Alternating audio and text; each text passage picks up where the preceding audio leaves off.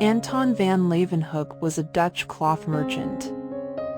His life began to change after he got his first microscope in 1653. It was a very simple microscope. It had a lens and an upright stand.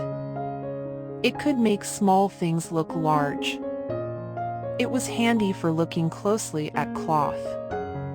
Soon, Anton felt a longing to build a more powerful microscope. He dreamed of using it to make an important scientific discovery. He wanted to become famous. 3 decades later, he did. For many years, Anton experimented with microscopes and lenses. Eventually, he constructed a very powerful microscope. If he had sold the concept to others, it would have made him very rich. However, Anton refrained from surrendering his secret to anyone. Instead, he wanted to use it to become famous. So he used his secret microscope to study the natural world. One day he was looking at saliva from his mouth with the microscope. In the saliva, he saw numerous tiny particles. Some of them were moving. He thought that the particles were tiny organisms. So he isolated them from each other and studied each one carefully. Then he classified them into different categories.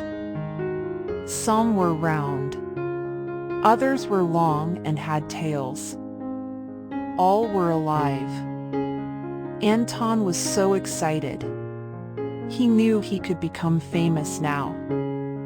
He was the first person to see these tiny organisms. So he drew diagrams of the organisms and sent them to a group of scientists in London. The scientists were sophisticated men who did not believe tiny, animate organisms could live in our mouths. Anton made a plea for them to come to Holland to see the organisms with their own eyes. The men took a ferry to Holland and met Anton. They performed a careful review of his work, and they conceded that he had made a worthwhile discovery.